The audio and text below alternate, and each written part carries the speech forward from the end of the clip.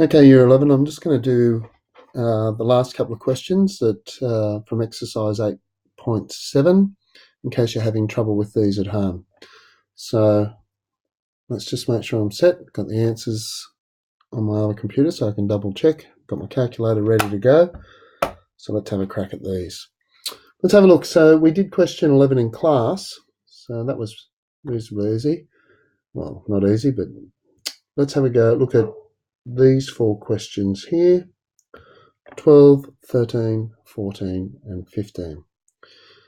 So question 12, it asks about the equation of the tangent of the curve y equals 4 on x at that point. So all we need to do is find the gradient of the tangent by differentiating and use that point in the equation y minus y1 equals m outside of x minus x1. So what have we got? Y equals 4 on x, but I know my index notation, so I know that's y equals 4x to the minus 1. Let's find dy dx. Negative 1 times 4x and take 1 away from the power. Minus 1 minus 1 will give me negative 2. So I get negative 4. And that negative 2 just means that's down there. Where does the negative go? I like to put it out the front, but you can put it in the top. You can put it down the bottom. It doesn't matter. I like it out the front. Now we need to find the gradient at x equals 8. So when x equals 8, the gradient, and we use the m to denote the gradient, is negative 4 on 8 squared. And that'll be negative 4 on 64, so negative 1 on 16. Now, we need to use y minus y1 equals m outside of x minus x1. And we go, well, the y value, well, we look over at the point, is a half. Y minus a half equals negative 1 on 16 x minus 8. Now here's where you've got to be smart. If I can multiply that negative 1 on 16 through that parentheses, but it's going to be much easier if I multiply that 16 over here. It just makes it so much easier. And then I just multiply the negative 1 through here. So I'll get, when I do that, I'll get 16y minus a half times 16, so minus 8. And then I'll get minus 1x plus 8. And immediately the fractions have gone. And you're already set for the general form. And all I have to do is bring the x over and the 8 over. So I get x, because the x has always got to be positive, plus 16y minus 16 equals 0. And I'll look at that, and we're right. Please do it this way. I know some people will tell you to multiply that negative 1 on 16, but it's just so much easier to multiply the 16 by everything on the other side. Let's have a look at question 13. So 13 here. We've got y equals root x. So here we go, 13. Y equals root x at the point, and they tell us a gradient. So let's y equals x to the half. Let's now differentiate. We use dy dx. Remember, try and be familiar with the terminology. So that becomes a half x. And take 1 away from that, we'll get negative a half. Now, I'm just going to rewrite that in surd form. And that just means that x to the half goes down there. I don't have to. I could have left it in index form. It doesn't matter because I can put that put in my calculator. Now I'm told that the gradient equals a sixth. And because I've found the gradient at any point, I'm going to put a sixth equals 1 on 2 root x. So there are two methods for now doing this bit. Remember, you can take the reciprocals of both sides, which means you can just turn it upside down if you want. Or you can multiply 2 root x across there and multiply the 6 across. So sometimes they call this cross multiplying. So multiply that across there and multiply that across there. It has the same effect. Either way, we get 2 root x equals 6. And in essence, this cross multiplying, it's multiplying by 6 times 2 root x, everything by 6 times 2 root x. But a lot of people like to think I just multiply that 2 root x to the other side and that's 6 across there. So divide by the 2 now, and I get root x equals 3. Square both sides, and I get x equals 9. Well, what else have I got to do? I've got to find the coordinates of A. Well, I've got x equals 9. I've got an equation. Well, y equals root x. And I've got x equals 9, so I'll go y equals root 9, which equals 3. So my coordinates of A are 9 and 3. And I'm pretty happy with that. And I'll look up and see, yay. Question 14. Oops, in red, 14. Let's have another look back. F of x equals 3 root x. F of x equals 3 root x.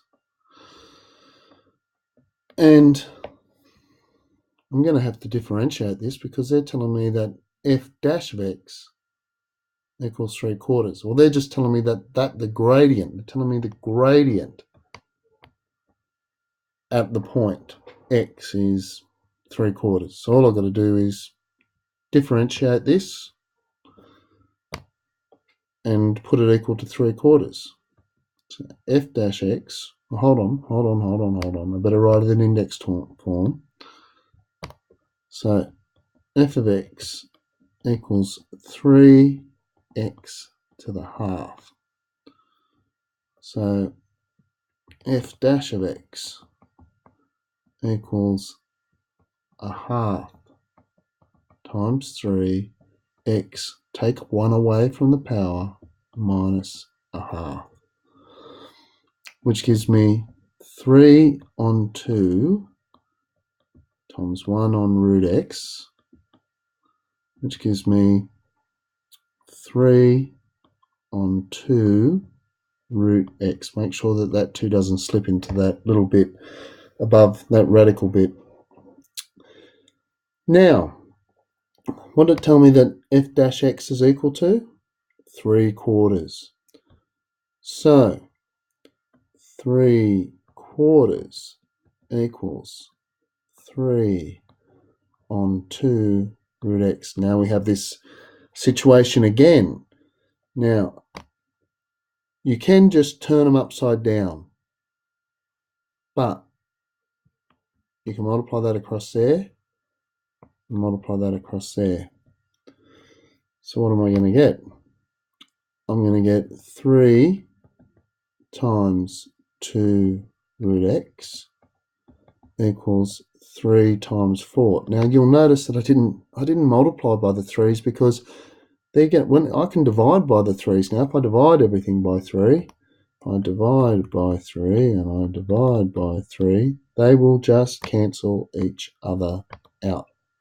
And that makes sense, because if I'd done the reciprocals, if I'd just taken the reciprocals, I would have got 4 over 3 equals 2 root x over 3, and I just would have equated the numerators of both of those. You could have multiplied them and got 6 root x equals 12, but then you would have just divided by that anyway. Watch what happens. So that gives me 2 root x equals 4, divide by 2, root x equals 2, square both sides, x equals 4. And there we go, there's the answer. Too easy.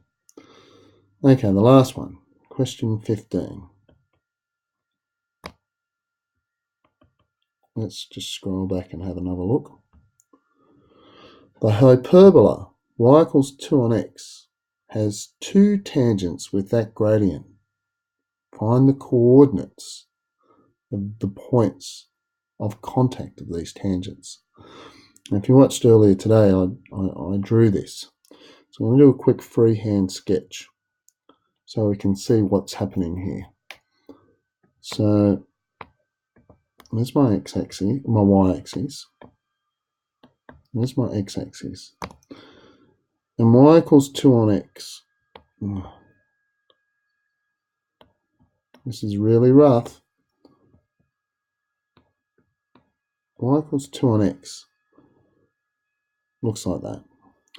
Now, if the gradient is negative 2 on 25, well, that's really flat.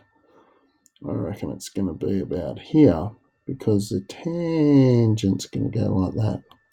And I reckon I'm going to have another one here, and the tangent's going to go like that, because they're parallel. They both got the same gradient, and it's a gradient of m equals minus 2 on 25.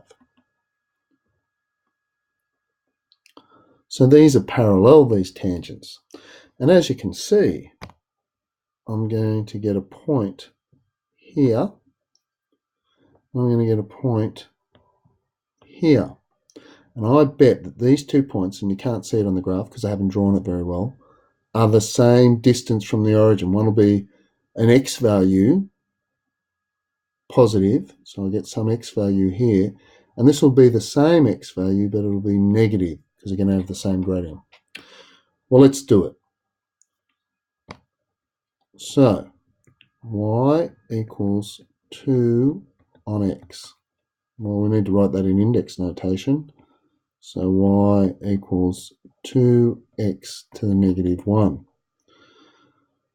Let's differentiate that. We use dy dx, and we get negative 2x to the negative 2. Let's rewrite that as a fraction, negative 2 on x squared. Now I'm told, or they tell us, that the gradient of both these lines is negative 2 on 25. So let's equate the gradient. Negative 2 on 25 equals negative 2 on x squared. Now again, we're faced with this situation. This time I'm just going to take the reciprocals of both sides. So take the reciprocals.